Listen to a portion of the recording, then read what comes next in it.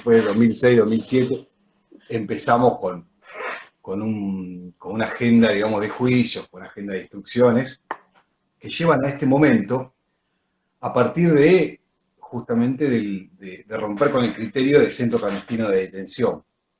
Hay muchos casos en la práctica que se van dando de gente que denuncia, pero no sabe dónde, en qué centro clandestino estuvo, o no percibió, digamos, exactamente dónde estuvo, o algún compañero, o no tiene manera de poder dar cuenta de exactamente físicamente dónde estuvo detenido. Con lo cual, lo que se generó es una inmensa cantidad de causas residuales, que se llama, que fueron tramitando en paralelo con los distintos juicios que se iban celebrando. Recordemos que este es el juicio número 13 o 14, que ya tiene condenas, digamos, dentro de la jurisdicción. De alguna manera, este criterio de unificación lo que amplió es el circuito represivo, digamos, que en general se juzgaba o a la Marina o a la Fuerza Aérea, en el caso de Coba 3, o alguna otra fuerza de ejército. Acá nos permitió a nosotros ver el rompecabezas completo, digamos. Cómo actuaban las fuerzas represivas en la ciudad de Mar del Plata en forma completa. Y fueron 2 años de juicio, de audiencias, con casi 300 víctimas, eran más de 50 imputados, se fueron cayendo, algunos se murieron, y esto tiene que ver con lo que la SIC llama la impunidad biológica, con esta idea, ¿no?, de que hay una impunidad que se va generando a partir de la propia paso del tiempo, ¿no?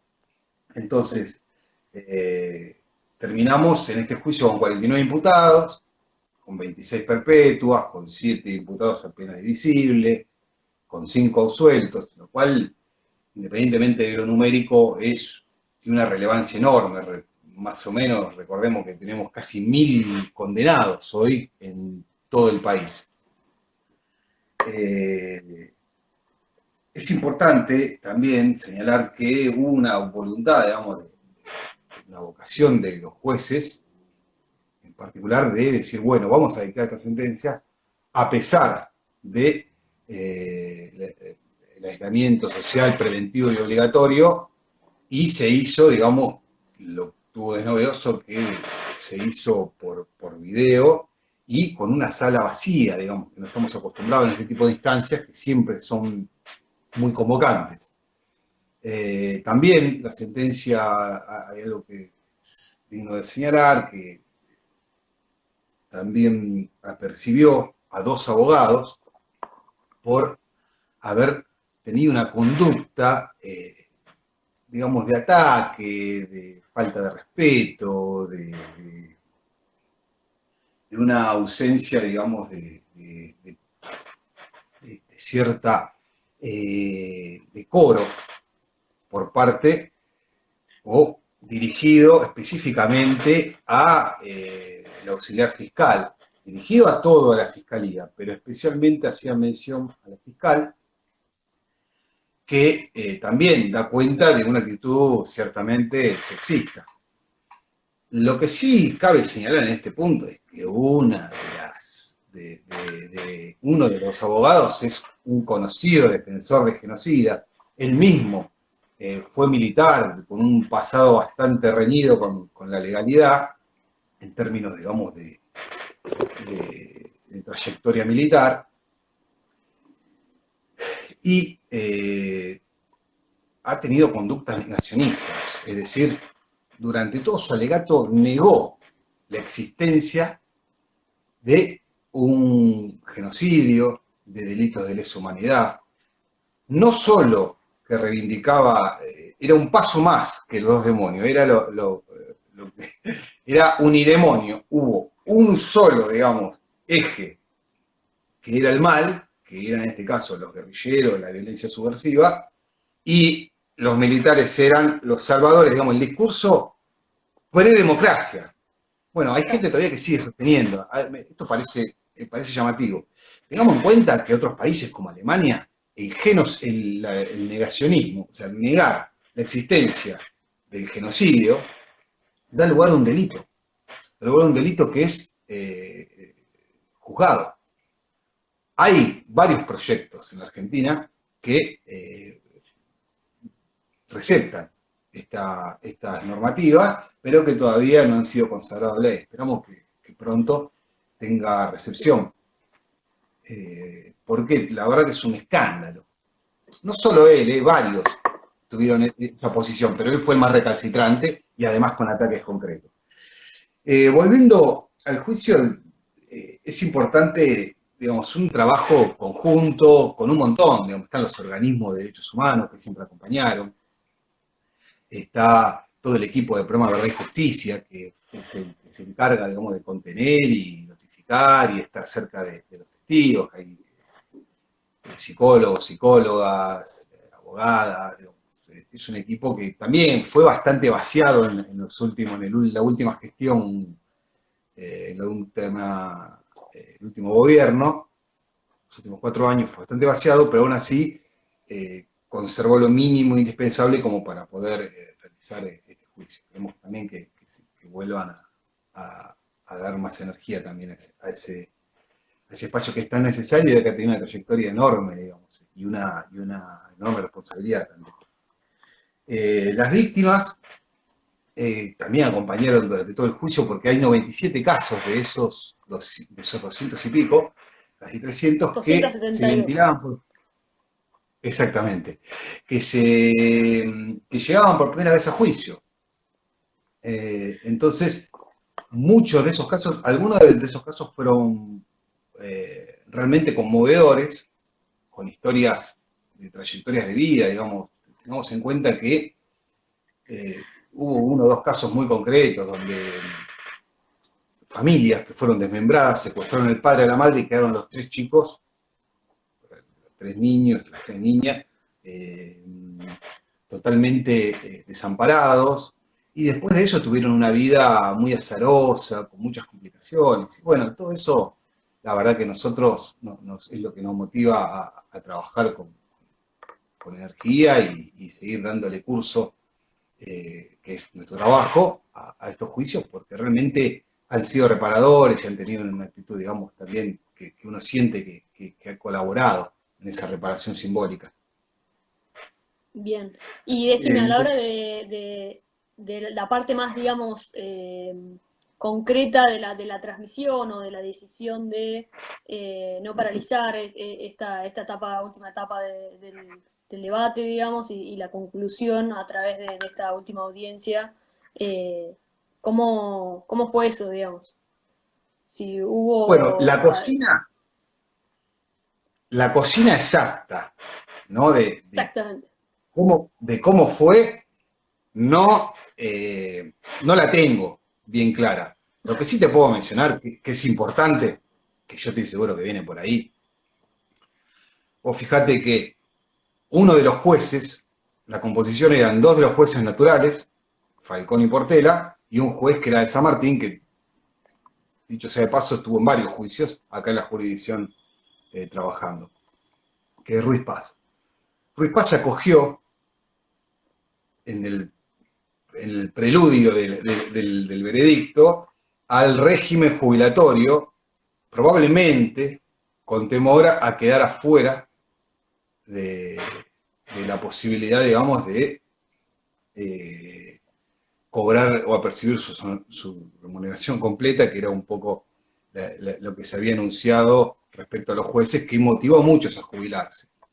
Se jubiló, eso generó cierto revuelo, porque vos fíjate que la sentencia el tribunal lo termina componiendo el juez de Necochea, Sí. para poder completar, digamos, el tribunal. Y hay algo que también es importante, este era el último juicio tengo entendido, de Mario Alberto Portela, que él ya había dicho hace mucho, a diferencia de Ruiz Paz, que se iba a jubilar a los 75 años. Él está cumpliendo 75, ya tiene 75, entonces todas esas circunstancias, sumado a que la Cámara Federal de Declaración Penal también había instado y se había debatido que sigan continuando estos juicios, pero eso fue posterior, ya quizás eso andaba dando vueltas, pero es muy probable que esta circunstancia que tiene que ver con la edad de los jueces haya tenido también una gravitación, además de que ellos ya venían trabajando la sentencia seguramente y le metieron un poquito más de pata. Recordemos también que faltaban algunas audiencias de los defensores, ¿qué faltaba? ¿Algunas palabras finales? ¿Alguna cosa Palabras de finales de trámite? imputados, sí. Sí, sí, Alguna, sí. que decidieron de común acuerdo, pues, digamos, esto es un resabio lo de las palabras finales del sistema medieval, que le daban la última oportunidad al imputado de decir algo que no se haya dicho ante la injusticia que por ahí se generaba en los procesos secretos antes. No cambia el Claro, curso, digamos, del juicio. bien. También en este contexto de aislamiento se ha decidido continuar con algunas audiencias de otros juicios también de lesa que están llevando a cabo también en el Tribunal Federal de acá de Mar del Plata. Y también se había pedido la continuidad del segundo tramo de CNU para que también pueda adaptarse a esta metodología de audiencias por teleconferencia. Eso está Sí, buenísimo.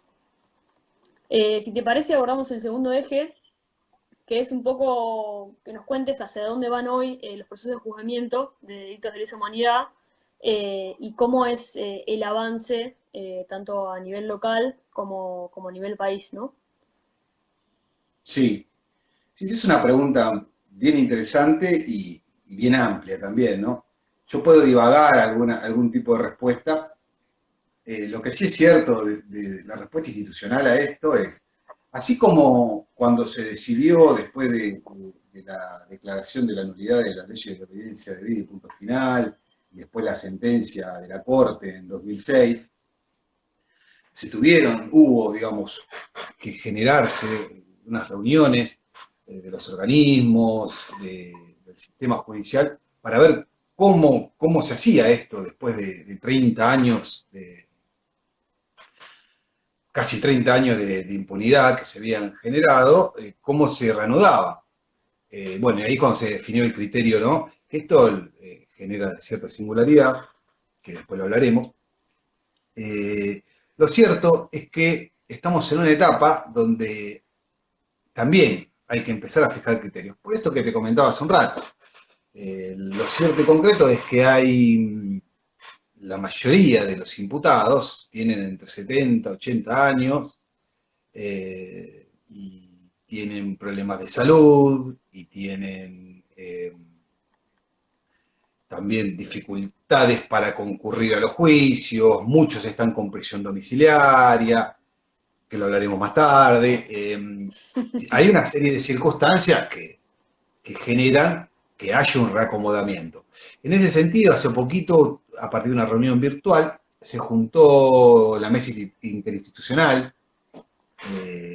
mesa de discusión institucional y social se llama, convocada por la Procuraduría de Delitos de Lesa Humanidad, del Ministerio Público Fiscal, donde intervienen también organismos, fiscales, asociaciones civiles, etcétera, agencias del Estado, como para ver cómo diagraman esto. Sobre todo, cómo se reanudan los juicios en este contexto. Digo, supongo que se motivó, digamos, la reunión a partir de ver cómo se generaba una respuesta en cuarentena.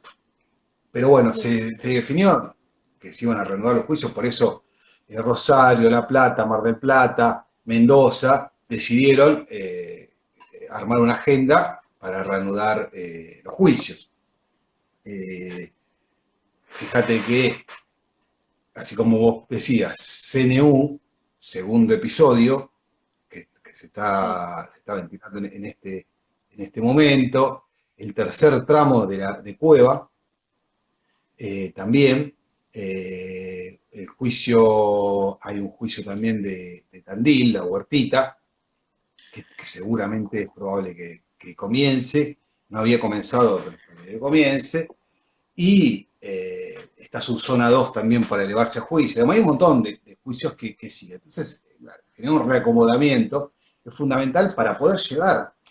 Recordemos también, esto hay que decirlo, así como hay víctimas, casos que se juzgaron por lo menos 5 veces, digamos, porque fueron distintos, porque a partir de esos casos se traían distintos imputados que participaron, digamos, del sistema represivo.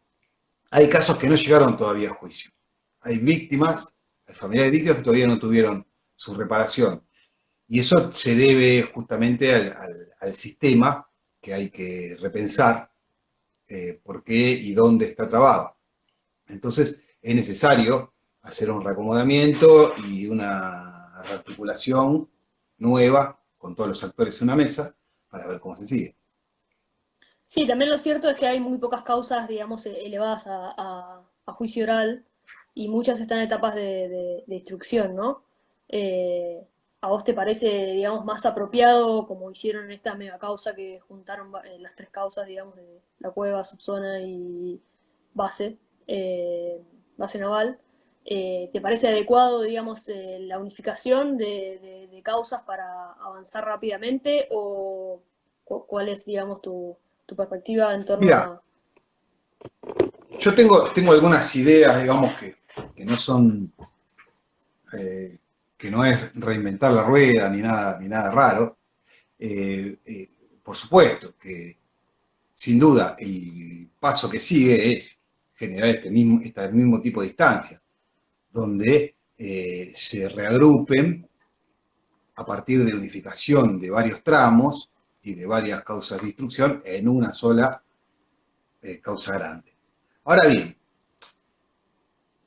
digamos que hay un código procesal penal federal que tuvo muchos idas y vueltas, pero que hay un texto que muchos jueces están aplicando en algunas dimensiones que tienen que ver con el acusatorio. Esto es así. De hecho, el tribunal local, muchas de las instancias de resolución, de posibilidades alternativas y todo, se están aplicando algunas disposiciones. ¿Por qué digo esto? Porque un camino que podría generar cierta celeridad es, por ejemplo, lo que se llama hacer uso de las estipulaciones probatorias. ¿Qué significa esto? Cuando nosotros ventilamos los juicios, hay una serie de materialidades, de hechos, que en general no se discuten. En este mismo juicio, ¿qué pasó? Vos tenés un hecho donde se vincula a partir del relato, de la construcción, tanto documental, ¿no? Informes de inteligencia, de distintas pruebas, se citan testigos para que den prueba testimonial, y se arma un hecho que ya más o menos está conseguido. Vos vas a ver, si vas a un juicio, que salvo honrosas excepciones, los defensores no preguntan nada. ¿Por qué no preguntan nada cuando los testigos están, donde le toca examinar a los testigos que trae la fiscalía, que son casi todos? Porque no van a discutir los hechos. ¿Qué discuten ellos? Claro. La responsabilidad. La responsabilidad uno la va acreditando mucho también, en buena medida, a partir de la prueba documental y de los informes de inteligencia, que es prueba documental. Entonces, ¿qué significa eso? Que uno está produciendo un montón de pruebas, incluso se llegó a un punto paroxístico, digamos, de producción de prueba, fue complicado, que mirar videos, o sea, había una paradoja. Proyectaban un video del primer tramo de Cueva, este era Cueva 2, sí. El tramo 1 de Cueva, que había juzgado el mismo juez que estaba sentado ahora juzgando el segundo tramo en la subzona 15. Entonces, estaban proyectando videos, ¿por qué? Para no revictimizar a las víctimas, se proyectaron los videos donde ya habían declarado hace un tiempo, si estaban vivos, había algunos que no estaban vivos. Entonces, ¿qué se suponía que iba a hacer? Ya eso es una, digamos, se desvirtúa demasiado porque no tiene posibilidad de contraexaminarlo la defensa, no tiene posibilidad de reexaminarlo la fiscalía. Entonces, se producen esas instancias que son bastante singulares y se pueden resolver perfectamente diciendo, bueno, no vamos a discutir todos estos casos no lo produzcamos de vuelta, no produzcamos pruebas, porque no vamos a discutir esto y esto. Es decir, Claro. ni siquiera se discuten todas las responsabilidades, se discuten responsabilidades de algunos, en virtud de algunos documentos. En general lo que dicen muchos lo que discuten es, yo no estaba en este momento asignado a tal lugar, vamos a sumar, estábamos juzgando a un jefe de área de tal, del organigrama militar que estaba a cargo de buzos tácticos. Dice, no, mirá, no estaba en buzos tácticos, yo justo me había ido al sur por el posible conflicto con Chile, bueno, y después no lo pueden probar y qué sé yo. O estaba, como era abuso táctico, estaba bajo del agua en el momento. Bueno, cosas así han pasado en el Sí, juicio. todas las, Sí, las sí, bueno, cositas vamos a por discutir eso. Vamos a discutir eso. Esto tiene un montón de problemas. Yo lo planteo así fácilmente, pero tiene un montón de problemas. Como, por ejemplo, vamos a mirar desde la función digamos, de la representación de la sociedad que nos toca a nosotros, por ahí no estamos dando, al no producir, digamos, al no citar a testigos familiares que hayan visto, digamos, que quieran, digamos, tener una reparación simbólica, material, a partir de su declaración, no lo estamos citando porque pactamos que eso no le... Bueno, entonces, digamos, definamos cuál sí, cuál no, pero se puede hacer esto y se puede ganar mucho en tiempo, no solo tiempo que permite juzgar a los que no han sido juzgados, sino también desde el punto de vista económico nos genera que no se, digamos, un juicio, un día de juicio, con la gente, con los defensores oficiales, con los fiscales sentados, con los jueces sentados, que muchas veces vienen de otra jurisdicción y le pagan viático y todo, es una erogación enorme para el Estado. Entonces, bueno, podría ser una salida. Esta podría ser una salida, pensar, ver qué se puede generar en ese sentido. Bien, No sé cómo y llegamos acá, pero bueno. no, ¿Cuál es el está bien, futuro? está bien, Bueno, claro, sí, sí, sí, sí, sí. Me gustaría saber un poco cuál es la situación actual en términos de responsabilidad civil y empresarial, teniendo en cuenta un poco la sentencia de Ford del año 2018 y el avance del debate oral de la causa de Mercedes-Benz. No sé si nos puedes contar un poco cómo se está avanzando eso desde la justicia. sí, totalmente. Mirá, nosotros tenemos que durante todos los primeros años del proceso de juzgamiento que tuvo a partir de que se convirtió en una política de Estado en la última, en el gobierno anterior no, el anterior, digamos, durante el gobierno kirchnerista, como sabemos, eh, se persiguió, hubo digamos, se reanudó los juicios y las investigaciones que estaban en curso y las nuevas, digamos, y las nuevas evidencias que se fueron produciendo en torno a juzgar a la pata militar, digamos, que era la que más había puesto mano Y en la más visible también, ¿no? la más visible en el asunto. Toda la complicidad civil que, no sol, que abarca desde el empresariado hasta la pata política, los medios de comunicación, el poder judicial, el poder eclesiástico. Bueno, se ha avanzado poco. Si uno tiene en cuenta la cantidad de condenas que tenemos de militares en relación con las escasas condenas que tenemos de complicidad civil, uno puede rever esa conclusión rápidamente. No obstante, en el último periodo, del 2013-14 en adelante, se ha empezado con esta idea, digamos, de ir avanzando.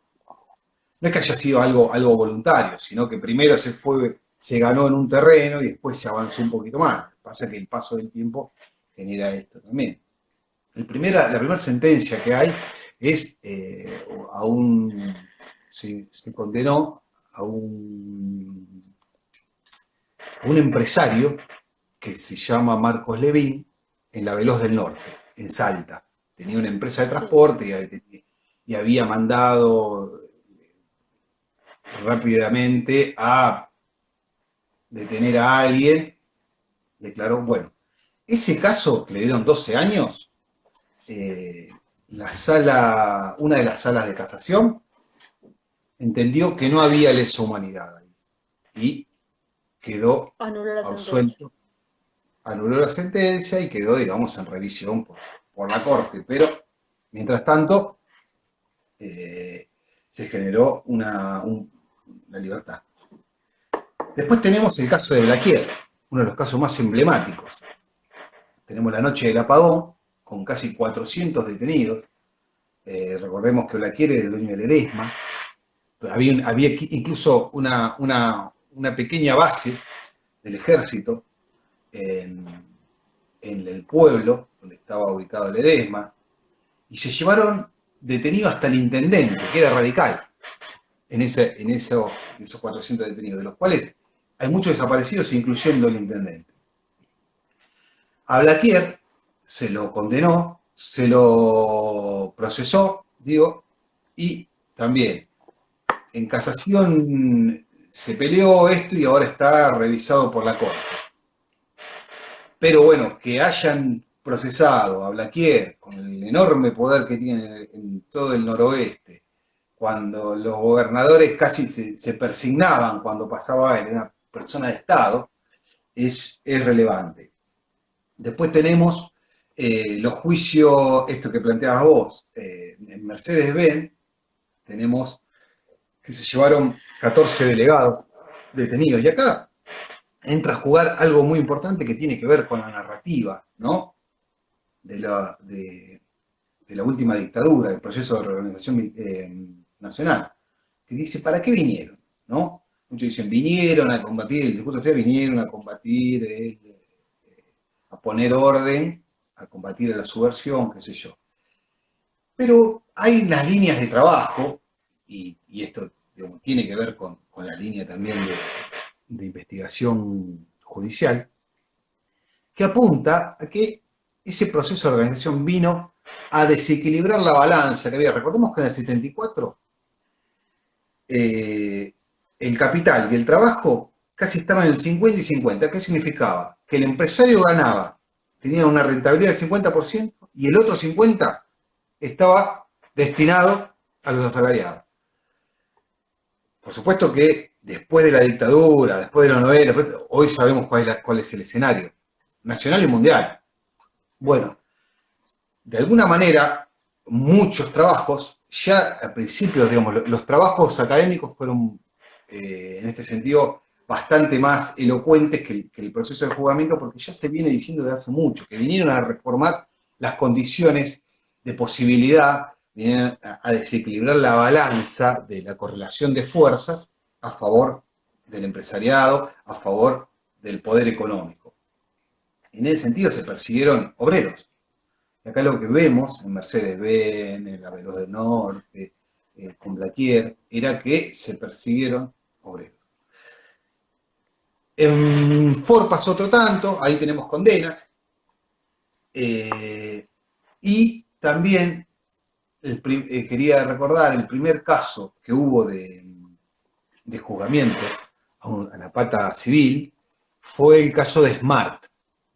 Que Smart es un hombre también que ha tenido una participación en la dictadura de Onganía, que ya tenía una participación política, creo que fue ministro, que tuvo una participación, fue juez de la dictadura de Onganía, fue juez del Camarón, ahora me acuerdo.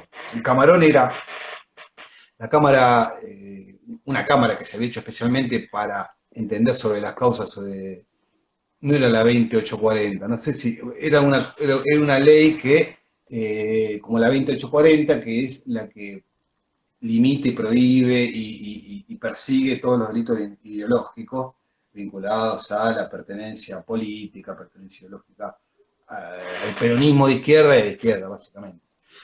Sí. Bueno, él fue gobernador en la última dictadura, o tuvo un cargo ministro, la verdad que se me fue ahora, pero tuvo un cargo político, y se lo juzgó por ese cargo político, en concreto. Ese fue un caso muy emblemático y fue juzgado y condenado. Hoy tenemos una serie de causas que tienen que ver con la pata empresarial. Acindar, Molinos, la Yerbatera Las Marías, Loma Negra, etcétera. Hay varios que están en curso. No es fácil porque obviamente que la responsabilidad ahí es mucho más indirecta, más tangencial, no es tan fácil probarla. Es tan difícil probarla que, fijémonos, que nosotros tuvimos Mar del Plata, para la década del 70 era un punto, un polo fabril muy importante. No solo teníamos un empresariado pesquero, un sector productivo pesquero muy fuerte, sino que teníamos también el sector de textil, muy importante, además de que teníamos digamos, una efervescencia a partir de las universidades. Mar del Plata fue un punto, digamos, represivo muy importante. Ahora, yendo a lo que es el sector pesquero, en su momento hubo algunas instrucciones, algunas denuncias, vinculadas a la participación de algunos empresarios menores, que después terminaron o se definió el archivo. Algunos están investigados justamente en Comisaría Cuarta, pero los grandes empresarios, digamos, nosotros tengamos en cuenta que la concentración de capitales que se dio en el sector pesquero del 70 en adelante, fíjense que en el 74, 75 eran 34 empresas grandes que tenían plantas en tierra, que tenían barcos y que tenían logística de distribución del pescado y que exportaban. Hoy tenemos 7, que se llaman los denominados pulpo pesqueros, de los cuales algunos quebraron, algunos se trasladaron al sur, pero esos empresarios, digamos, hay muchos, cuando nosotros vemos este juicio, había un porcentaje muy alto de trabajadores, y muchos estaban vinculados a la pesca, que fueron perseguidos, que fueron desaparecidos, que fueron victimizados, que fueron hostigados. ¿Qué pasó? ¿Por qué es tan complicado el sector de la pesca? El sector de la pesca lo que tiene es que en general, sobre todo vinculado al área del trabajo en tierra, en plantas de filé. En general es un trabajo que se llama golondrina, es decir, los trabajadores no trabajaban para una empresa como vos, cuando trabajabas en la industria automotor, como era Mercedes-Benz, Ford, vos trabajabas ahí, te jubilabas ahí, ibas creciendo dentro de la empresa.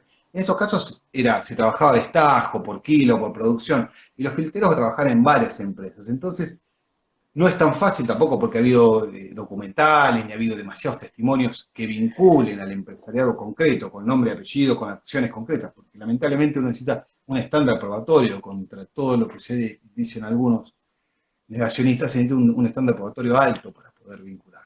Y bueno, esas vinculaciones al día de la fecha no se han producido. Bien, bien, o sea que sería bastante complicado hoy en día poder avanzar respecto de la complicidad empresarial, por lo menos en Mar del Plata, del sector pesquero, ¿no? Es complicado, sobre todo que se reformuló tanto en términos de capitales, en términos de empresas. Entonces, tampoco ha habido una denuncia de decir, bueno, tal persona, en estos casos de Mercedes-Benz, se llevó a los 14 delegados, le dijo, vamos arriba, y tenía un centro clandestino de detención en el piso de arriba, digamos, cosas que han sido muy obscenas. Entonces, llegaron a juicio. Acá no se dio esto.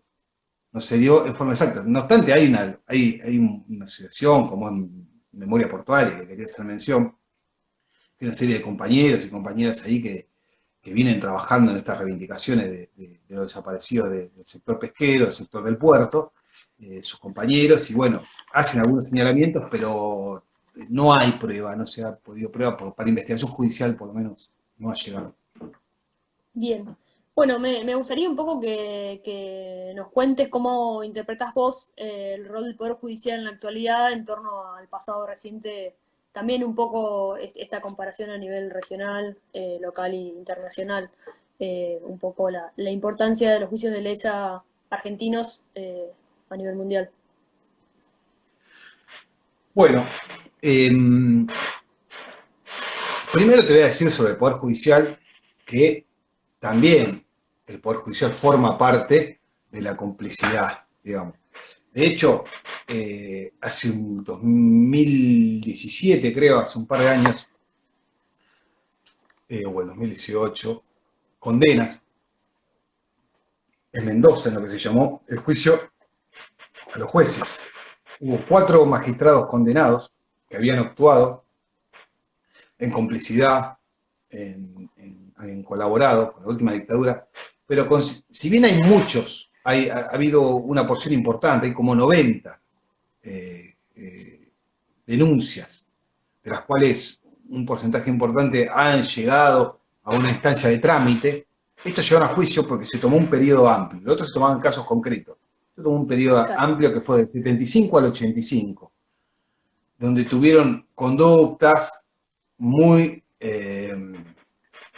vinculadas a los sectores militares y a la represión de las fuerzas de seguridad, de las fuerzas armadas, que pudieron dar cuenta de su participación. Dicho esto, el proceso argentino, a ver si te entendí la pregunta. Vos me preguntás qué particularidades tiene el proceso argentino con relación a otros procesos de Claro, juzgamiento. sí, ¿cuál es la importancia en sí de, digamos, de los procesos argentinos, ¿no? El proceso argentino es único, porque ha tenido criterios. Nosotros tenemos el caso de Camboya, el caso de la ex Yugoslavia, Serbia, ¿no? El caso de eh, varios casos donde se han constituido tribunales internacionales para poder juzgar, que de hecho están prohibidos por las constituciones, ¿no? Constituir comisiones especiales, dice la Constitución. Sí. Nosotros, en virtud de eso, constituimos los mismos jerarcas nazis, fueron juzgados por los vencedores de la Segunda Guerra Mundial. En Japón pasó lo mismo. Eh, Yendo a lo que es el proceso argentino, nosotros elegimos que sean jueces naturales, que entiendan sobre todo los hechos. Tengamos en cuenta que de todos los hechos, incluso juzgaron violaciones, que en general no son delitos que se juzgan como de lesa humanidad. Hay un porcentaje bastante amplio, por ahí lo tenía anotado, no me acuerdo dónde, es como un 30, un 20% de condenas que hubo por violaciones. Eh, Algo que también ha avanzado Tienen, bastante en los últimos años, ¿no? sí, sí, sí. Acá fuimos pioneros en declarar en Cueva, en pedirle al tribunal que condenen por abuso sexual, por violencia sexual, eh, por violaciones, algunos casos, uno en particular, y nos dieron la razón y fuimos pioneros en eso. Y, y el criterio también, lo de juzgar por centro clandestino de detención, el criterio territorial a lo largo y a lo ancho de todo el país, sin circunscribirse solamente a un sector, también es una singularidad del proceso argentino. En ese sentido, si nosotros comparamos la cantidad de condenas que tenemos en relación con los perpetradores, es altísimo. Es altísimo. Sí. Esta correlación no se da, como dijimos, en la responsabilidad empresarial, pero tampoco se dio ni en el mismo genocidio nazi. O sea, esto ha sido difícil siempre. Bien, bien, bien, bien.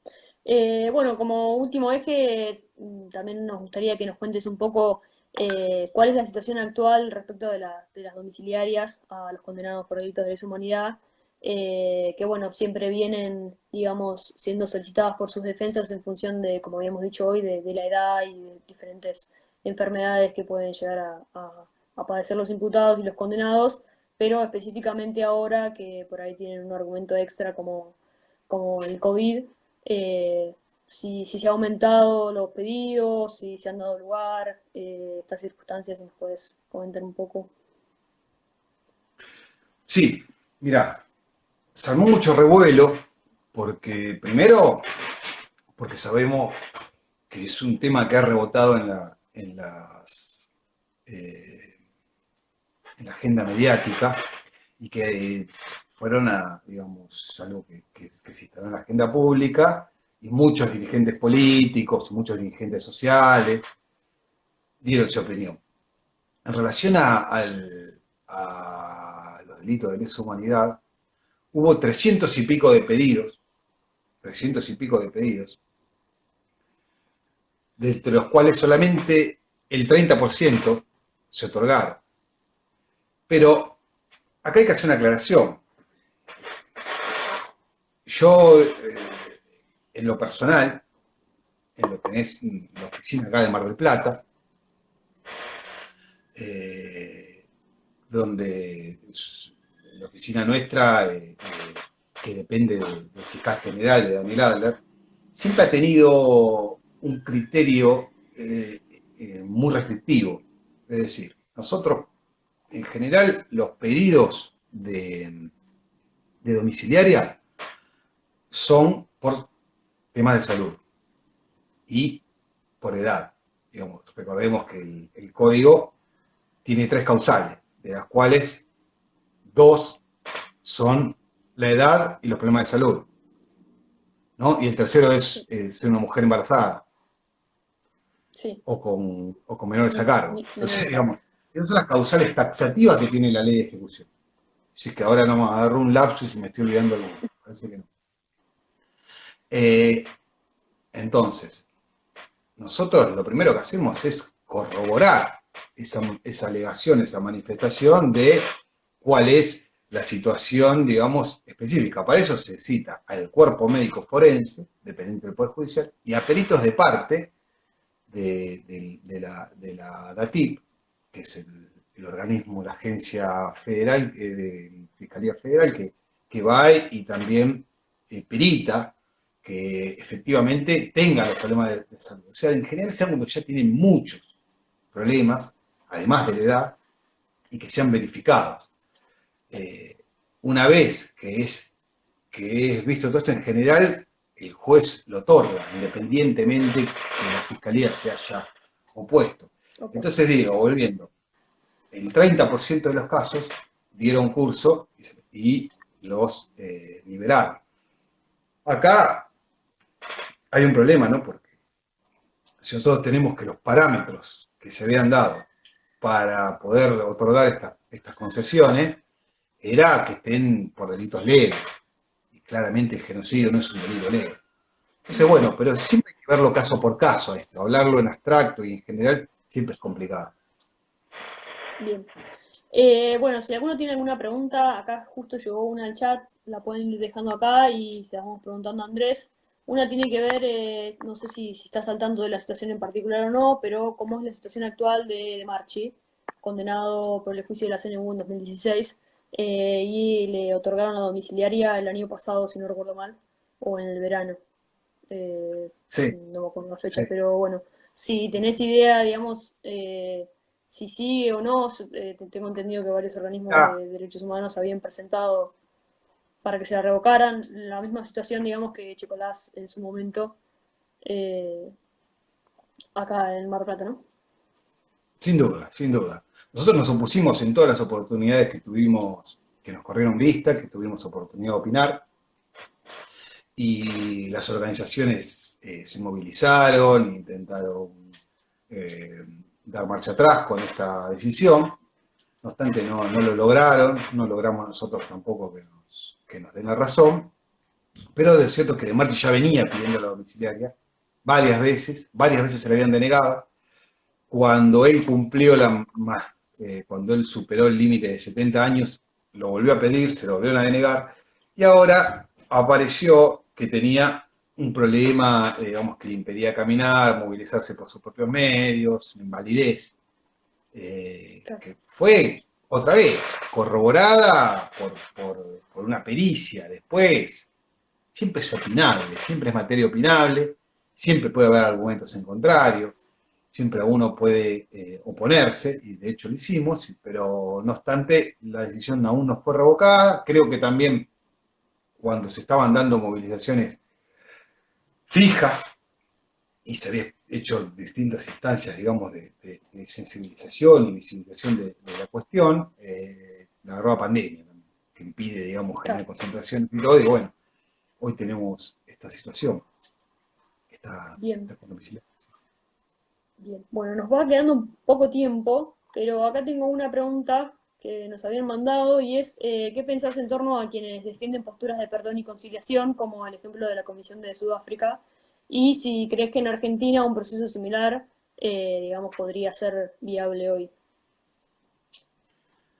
Mira, está claro que ese es un tema que se ha discutido enormemente, eh, y de hecho fue la decisión, digamos, por lo menos que desde el punto de vista formal, que justificó el argumento que se dispuso para poder dictar la ley de obediencia debida y punto final en la década del 80. Recordemos que en la década del 80, tanto, sobre todo 86, 87, 88, hubo una serie de levantamientos militares que arrinconó a Alfonsín y que terminó dictando estas leyes, terminó negociando estas leyes, lamentablemente. Y la justificación, si uno mira la letra de la ley, dice eso: la paz, la concordia, hacen estos usos.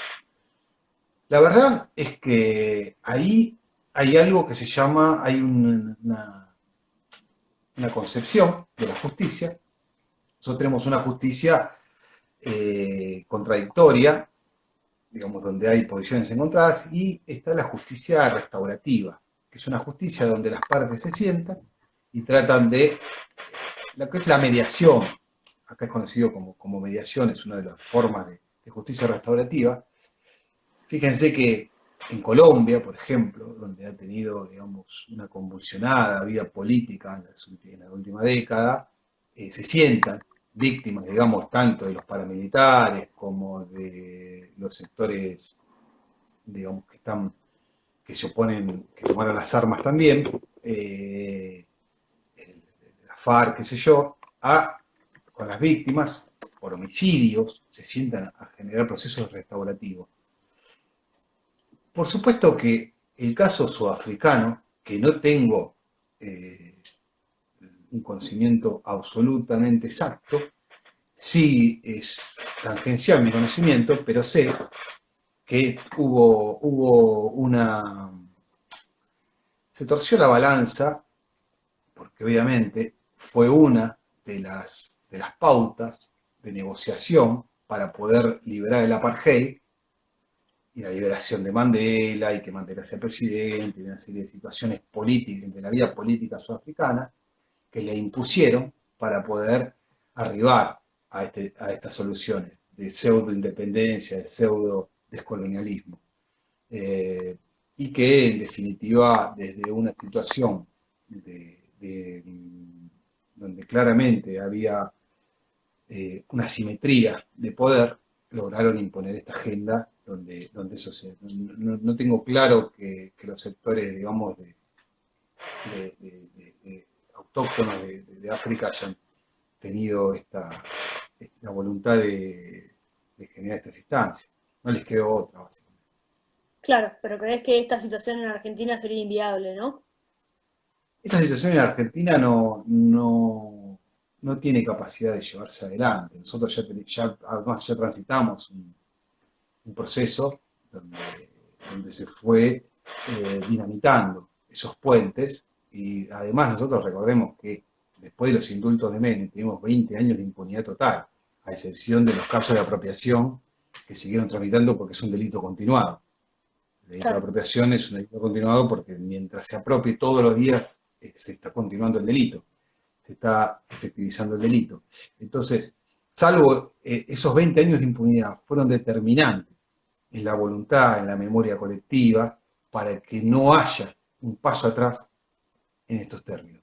Pero también es importante, que voy a mencionar, es la resistencia que están generando, el cambio de agenda, porque vos fíjate que durante mucho tiempo la forma, digamos, de pronunciarse de los militares y sus voceros era decir los dos demonios, los dos demonios. Ahora cambiaron, ahora es victimizarse, es decir, tenemos procesamientos grandes, procesamiento grande no, vamos a ser más técnicos.